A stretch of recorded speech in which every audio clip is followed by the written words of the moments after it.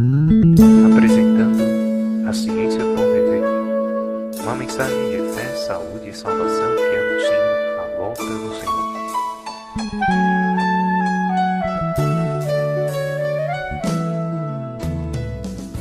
Alguns falam, não creem em Deus porque não o vejo, mas há muitas coisas que cremos sem ver, como por exemplo, a eletricidade, o vento, o amor. Outros falam não creio porque não o entendo. Certa vez um sábio incrédulo caminhava pela praia pensando como poder compreender a Deus. De repente, via uma criança que com um caracol tirava a água do mar e esvaziava num buraquinho na areia. "O que está fazendo, filhinho?" perguntou. "Quero colocar toda a água do mar neste buraco", falou o menino. "Ah!", exclamou o sábio, "é justamente o que eu estou tentando fazer ante o oceano do infinito, querendo colocá-lo na minha mente infinita." Quem não crê em Deus, disse honesto no seu coração, não há Deus. Salmo 14, versículo 1. O que disseram os cientistas em relação a Deus? Sir Isaac Newton, o famoso descobridor da lei da gravitação universal, falou: "A ordem admirável do Sol, dos planetas e dos cometas não existe senão de um plano e segundo a orientação de um ser onisciente e onipotente. Eis aí porque ele é um Deus divino, sábio, onipotente, um ser que está acima de tudo e que é infinitamente sábio." Sir Arthur Thompson declara: "A ideia de Deus é que deveria ser a expressão mais alta da mente humana. Chegamos a sugerir que Deus tem de ser considerado como a soma de todos os poderes do universo." Assim falou também o Sir Francis Bacon. Um pouco de ciência inclina o espírito humano ao ateísmo, porém as profundezas filosóficas levam os espíritos humanos à religião. Dr. Wernher von Braun, pai dos aparelhos interplanetários, falou: "Nossa necessidade de Deus baseia-se somente na admiração e no temor. O homem necessita de fé, assim como precisa do alimento, da água e do ar."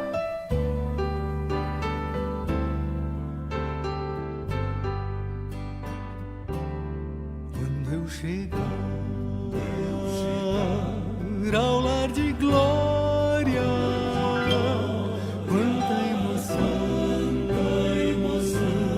eu sentirei quando eu pisar ruas de ouro e avistar o rio de cristal. Tudo será tão grandioso que olho nenhum jamais contemplou. Mas nada será como ver a Cristo, pois nunca alguém tanto me amou. Vai me encontrar, vai me abraçar, vai me dizer por quanto tempo me esperou. Vai me mostrar as marcas da dor e vai me dizer que tudo sofreu, pois muito me amou.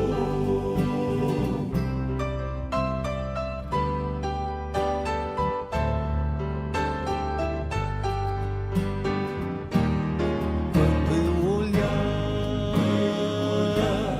prados tão verdes, flores que nunca mais murcharão. Quando encontrar anjos com harpas enchendo o ar com sons de louvor, vou encontrar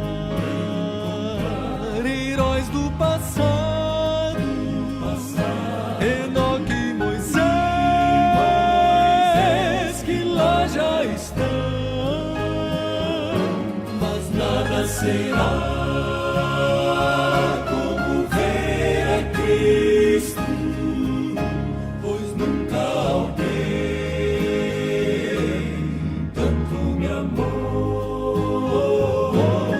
Vai me encontrar, vai me abraçar, vai me dizer por quanto tempo me esperou.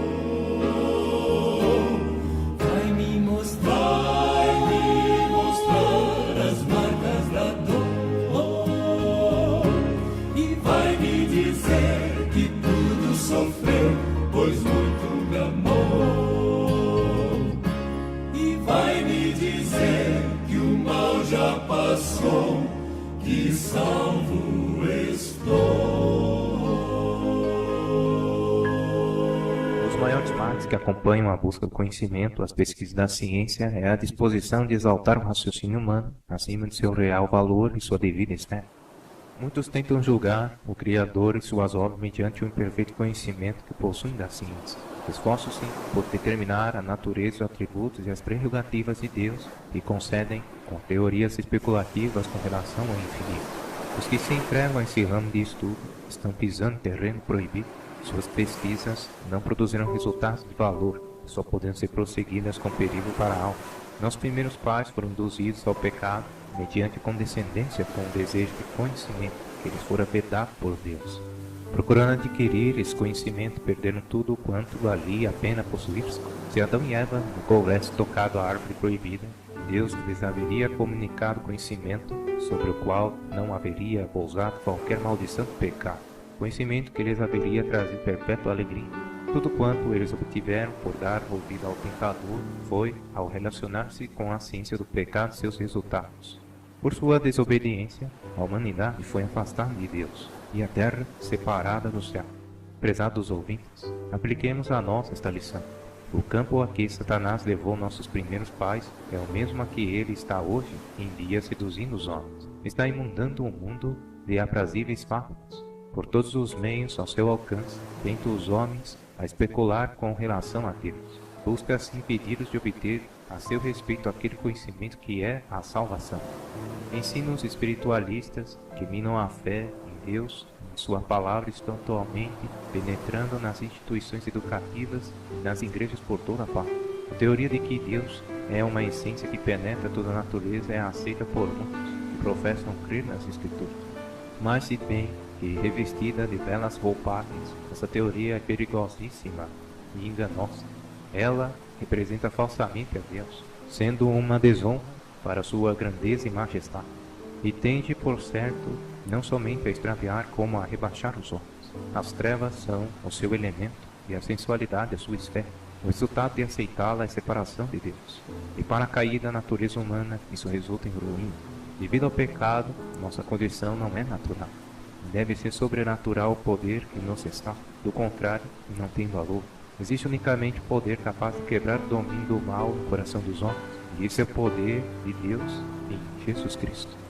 Unicamente por meio do sangue do crucificado existe purificação do pecado. Sua graça, tão somente, nos habilita a resistir e subjugar as tendências de nossa natureza caída. As teorias espiritualistas a respeito de Deus tornam sua graça de nenhum efeito. Se Deus é uma essência que permeia toda a natureza, habita por conseguinte em todos os homens, e para atingir a santidade, o homem não tem senão que desenvolver o poder que está dentro dele mesmo. Seguidas até sua conclusão lógica, essas teorias assolam toda a dispensação cristã, removem a necessidade da expiação, tornando o homem seu próprio salvador.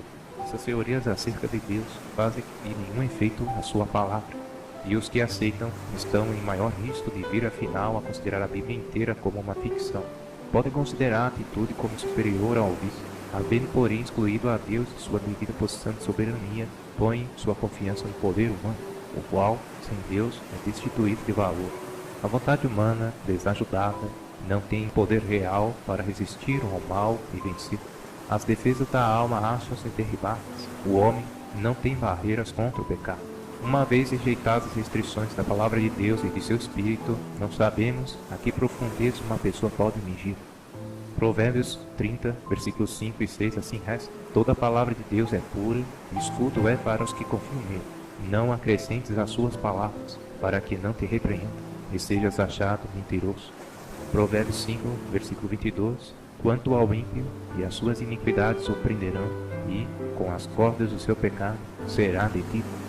As coisas encobertas são para o Senhor, nosso Deus, porém as reveladas são para nós e para nossos filhos para sempre. Deuteronômio 29, versículo 29. A revelação que Deus de si mesmo deu à sua palavra é para o nosso estudo. Esta podemos procurar compreender, mas além disso, não devemos penetrar. O mais elevado intelecto pode esforçar-se até a exaustão em conjecturas concernentes à natureza de Deus. Mais infrutíferos serão os vossos esforços. Esse problema não nos foi dado a solver. Nenhuma mente humana pode compreender a Deus. Ninguém se deve entregar às especulações com referência à sua natureza. A esse respeito, o silêncio é eloquente. O onisciente está acima de discussão. Mesmo os anjos não tiveram permissão de partilhar nos conselhos entre o Pai e o Filho quando foi delineado o plano da salvação. E as criaturas humanas não se devem intrometer no segredo do Altíssimo. Somos tão ignorantes acerca de Deus como criancinhas, mas como criancinhas é-nos dado amá-lo e obedecer. Em lugar de especular quanto à natureza ou suas prerrogativas, demos ouvidos à palavra que falou. Porventura, alcançarás os caminhos de Deus ou chegarás à perfeição do Todo-Poderoso? Como as alturas dos céus é a sua sabedoria, que poderás tu fazer? Mais profunda é ela do que o inferno. Que poderás tu saber? Mais comprida é a sua medida do que a terra, e mais larga do que o mar. Jó 11, versículo 100 ao 9. Mas onde se achará sabedoria, e onde está o lugar da inteligência, o homem não lhe conhece o valor. Não se acha na terra dos viventes, o abismo diz, não está em mim. E o mar diz, ele não está comigo. Não se dará por ela ouro fino, nem se pesará a prata em câmbio dela, nem se pode comprar por ouro fino de Ofir, nem pelo precioso onix, nem pela safira. Com ela não se pode comparar o ouro ou o cristal, nem se trocará por joia de ouro fino. Ela faz esquecer o coral e as pérolas, porque a aquisição da sabedoria é melhor do que os rubins. Não se linguará o topázio da Etiópia, nem se pode comprar por ouro puro, de onde, pois, tem sabedoria, e onde está o lugar da inteligência. A perdição e a morte dizem, ouvimos com os nossos ouvidos a sua fama, Deus entende o seu caminho, e ele sabe o seu lugar. Porque ele vê as extremidades da terra, e vê tudo o que há debaixo dos céus. Quando prescreveu uma lei para a chuva e o caminho para o relâmpago dos trovões, então a viu e a manifestou. Estabeleceu-se também e a esquadrinhou. Mas disse ao homem, eis que o temor do Senhor é a sabedoria, e apartar-se do mal é a inteligência. Jó 28, versículos 12, 20 e 25. Estás pelo teu viver, como estás com teu Deus. Se a morte vier hoje te levar, como estás com teu Deus.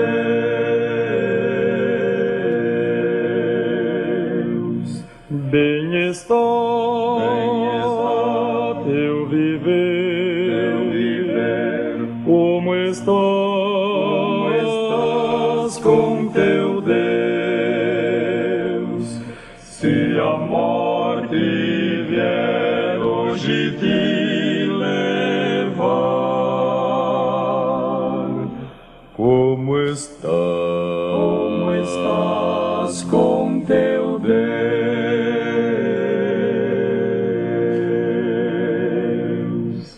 Cantas o amor do Senhor Jesus, como estás com teu Deus.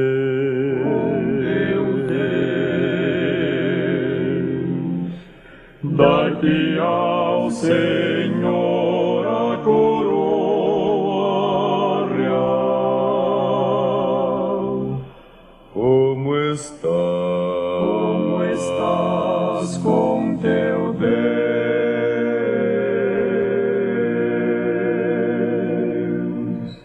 Bem está teu viver, como estás com teu Deus. Se a morte vier hoje te levar, como estás com teu Deus.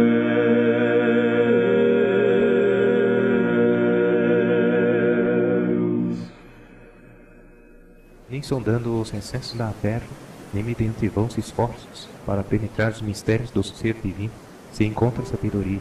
Ela é antes encontrada no humilde recebimento da revelação que lhe é oferecido e que lhe tenha parecido bem conceder-nos, e na conformação da vida na sua vontade. Os homens de mais poderoso intelecto não podem compreender os mistérios de Jeová, segundo se revelam na natureza. A inspiração divina faz muitas perguntas que o mais profundo erudito não sabe responder. Essas perguntas não foram feitas para que respondesse, mas para chamar nossa atenção para os profundos mistérios de Deus, ensinar-nos a limitação de nossa sabedoria no que nos rodeia na vida diária. Existem muitas coisas além da compreensão de seres finitos. Os céticos recusam-se a crer em Deus, porque não podem compreender o infinito poder pelo qual ele se revela. Mas Deus deve ser reconhecido, tanto pelo que não revela de si mesmo, como por aquilo que é franqueado à nossa limitada compreensão. Tanto na divina revelação como na natureza, ele deixou mistérios a fim de reclamar a nossa fé. Assim deve ser. Devemos estar sempre indagando, sempre pesquisando, sempre aprendendo, e resta todavia o infinito para o além. Quem mediu com seu punho as águas e tomou a medida dos céus aos palmos e recolheu em uma medida o pó da terra, e pesou os montes e os obreiros em balanças. Quem guiou o Espírito do Senhor e que é o conselheiro o ensinou, eis que as nações são consideradas por ele uma gota de um balde, e como o pó miúdo das balanças. Eis que lança aí as ilhas como uma coisa pequenista. Nem todo livro não basta para o fogo, nem os seus animais bastam para holocaustos. Todas as nações são como nada perante ele. Ele considera-as menos do que nada e como uma coisa vã. Porque, pois, dizes ao Jacó, e tu falas ao Israel, o meu caminho está encoberto ao Senhor, e meu juízo passa de largo pelo meu Deus.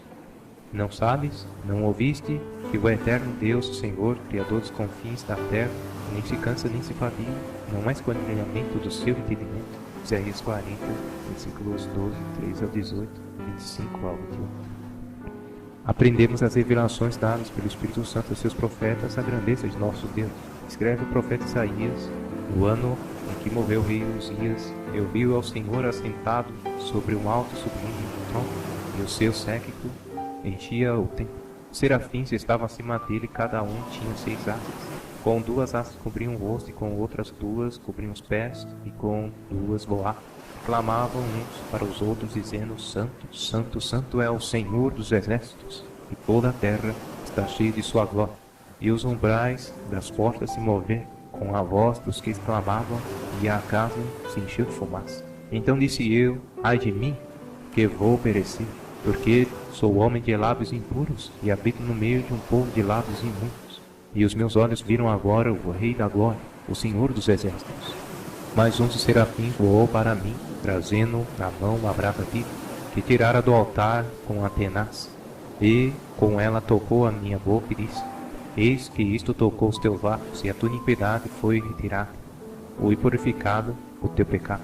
Isaías 6, versículos 1 ao 7. Ninguém há semelhante a ti, ó Senhor, tu és grande, e grande é o teu nome em força.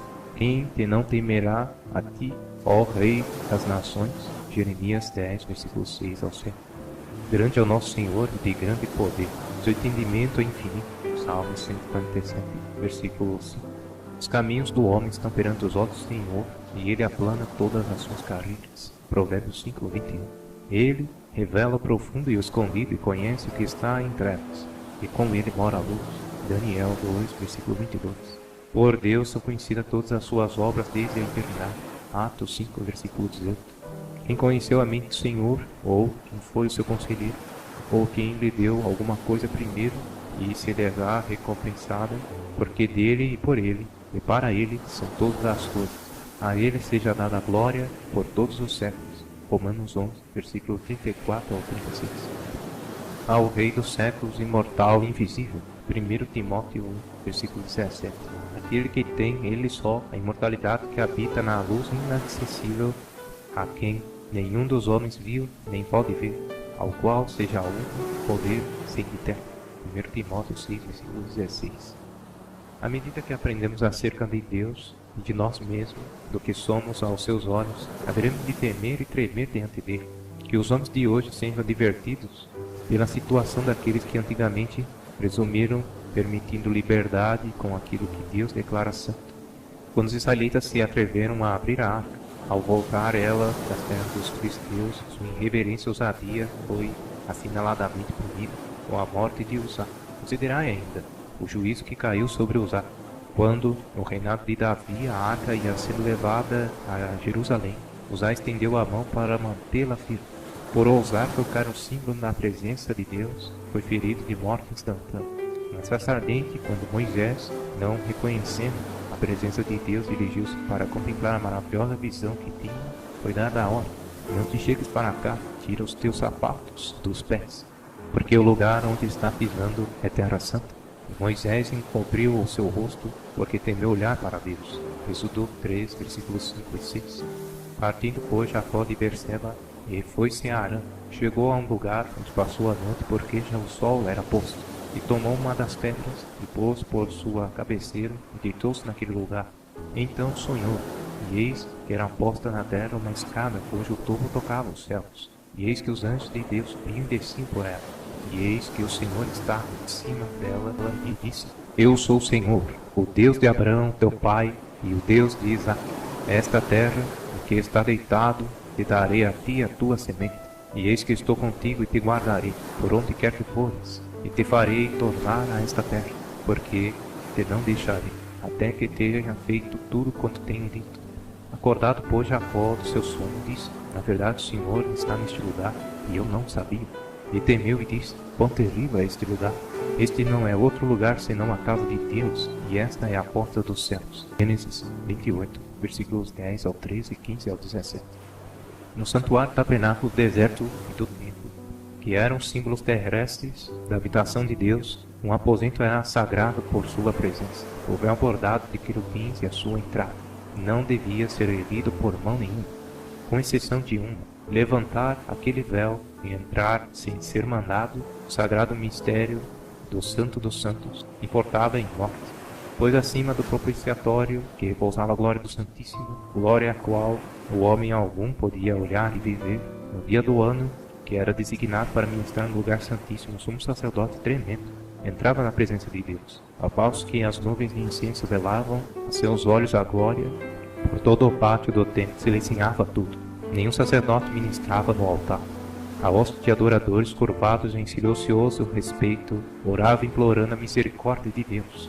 Tudo isso lhe sobreveio como figuras e estão escritas para nosso aviso, para quem já são chegados os fins dos séculos. 1 Coríntios 10, versículo 11. O Senhor está no seu santo templo, cale-se diante dele toda a terra. Abacuque 2, versículo 20.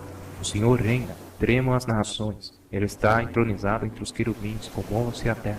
O Senhor é grande em Sião, e mais elevado que todas as nações. Louvem o teu nome, grande e tremendo, pois é santo. Salmos 99, versículos 1 ao 3. O trono do Senhor está nos céus, e os seus olhos estão atentos, e as suas pálpebras provam os filhos dos homens. Salmos 11, versículo 4. Olhará desde o alto do seu santuário. Desde os céus, o Senhor observou a terra. Salmos 102, versículo 19. Na sua morada contempla todos os moradores da terra. Ele é que forma os corações de todos eles, que contempla todas as suas obras. Salmos 33, versículos 14 e 15. Tema toda a terra o Senhor. Temam-no todos os moradores do mundo. Salmos 33, versículo 8.